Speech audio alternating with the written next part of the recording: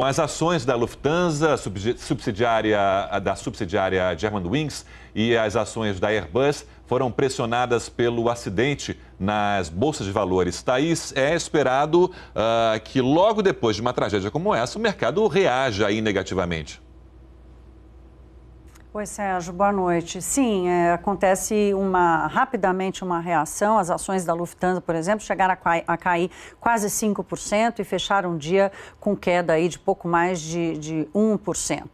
Outras companhias também tiveram queda, mas depois se recuperaram. Essa Germanwings é a companhia de baixo custo da Lufthansa, que é uma das que mais cresce na Europa. No ano passado foi mais de 60% de crescimento. São aquelas companhias de baixo custo que fazem os traslados ali, principalmente entre Itália, Espanha e Alemanha. Então, já lá em 2012, a Lufthansa transferiu esses voos europeus para essa empresa, Germanwings, e essa mudança, então, foi um gatilho aí para coisas boas e coisas ruins. Coisas boas, o ganho da companhia. A Lufthansa veio tendo problemas aí com as suas contas nos últimos anos. Em 2014 começou a se recuperar e a operação da Germanwings estava trazendo um fôlego aí financeiro de novo. E também trouxe brigas trabalhistas na companhia, porque eles estão tentando aí implementar uma nova regra de aposentadoria antecipada dos pilotos e também mudar a participação aí do funding dessa aposentadoria. Então, era um ambiente de crescimento positivo para a companhia, né? Vinha sustentando aí muito a recuperação financeira da Lufthansa, mas de alguma forma acaba afetando aí os negócios, Sérgio. Porque a Lufthansa é considerada uma das companhias aéreas mais seguras da Europa, especialmente, né? Eliane, apesar de nenhum brasileiro estar a bordo, o governo brasileiro se manifestou. Sim, o Itamaraty soltou uma nota manifestando solidariedade e condolências, né, aos familiares das vítimas e também aos governos dos países envolvidos. Agora, acidentes aéreos, né, matam dezenas, às vezes matam centenas de uma vez só.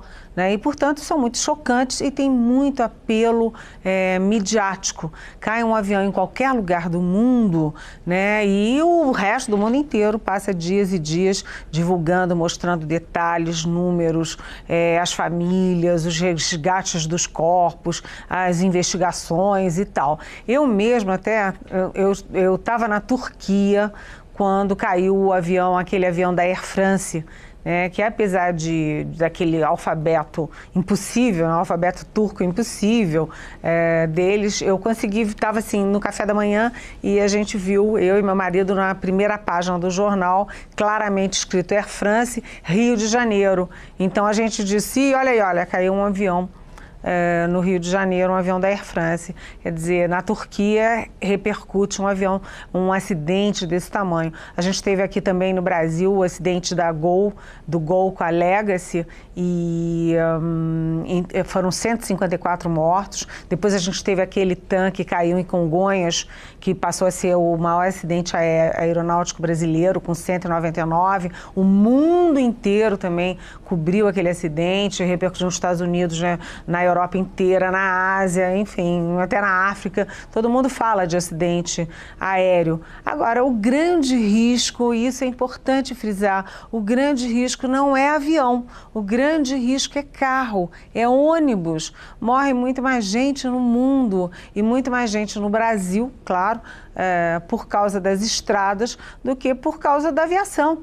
A gente pode até dar um exemplo aqui. No ano passado, apesar de uma queda de quase 30% nos acidentes de trânsito em relação a 2010, quer dizer, uma queda bastante grande, a gente teve, sei lá, quase 170 mil acidentes nas ruas e nas estradas brasileiras, com mais de 100 mil feridos e com 8.227 mortes registradas oficialmente, fora aquelas que a gente nem fica sabendo. Agora, vamos comparar, né? Essas quase 8.300 mortes são, sei lá, 55, 60 vezes mais do que as mortes, essas 150 mortes do avião alemão.